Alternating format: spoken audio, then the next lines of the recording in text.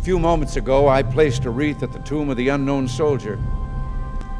And as I stepped back and stood during the moment of silence that followed, I said a small prayer. And it occurred to me that each of my predecessors has had a similar moment, and I wondered if our prayers weren't very much the same, if not identical. We celebrate Veterans Day on the anniversary of the armistice that ended World War I, the armistice that began on the 11th hour of the 11th day of the 11th month. And I wonder, in fact, if all Americans' prayers aren't the same as those I mentioned a moment ago. The timing of this holiday is quite deliberate in terms of historical fact. But somehow it always seems quite fitting to me that this day comes deep in autumn, when the colors are muted and the days seem to invite contemplation. We're gathered at the National Cemetery, which provides a final resting place for the heroes who have defended our country since the Civil War. This amphitheater, this place for speeches, is more central to the cemetery than at first might seem apparent. For all we can ever do for our heroes is remember them. We see these soldiers in our mind as old and wise. We see them as something like the founding fathers, grave and gray-haired.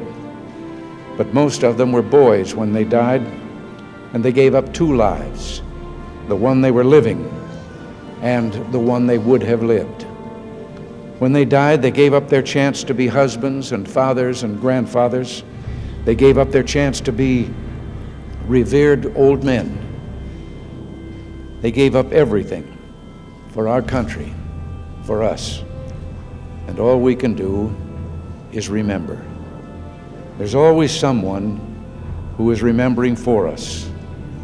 No matter what time of year it is or what time of day, there are always people who come to this cemetery, leave a flag or a flower or a little rock on a headstone, and they stop and bow their heads and communicate what they wished to communicate.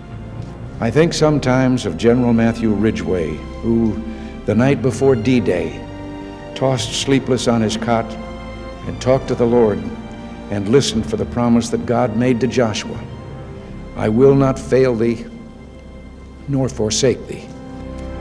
We're surrounded today by the dead of our wars. We owe them a debt we can never repay.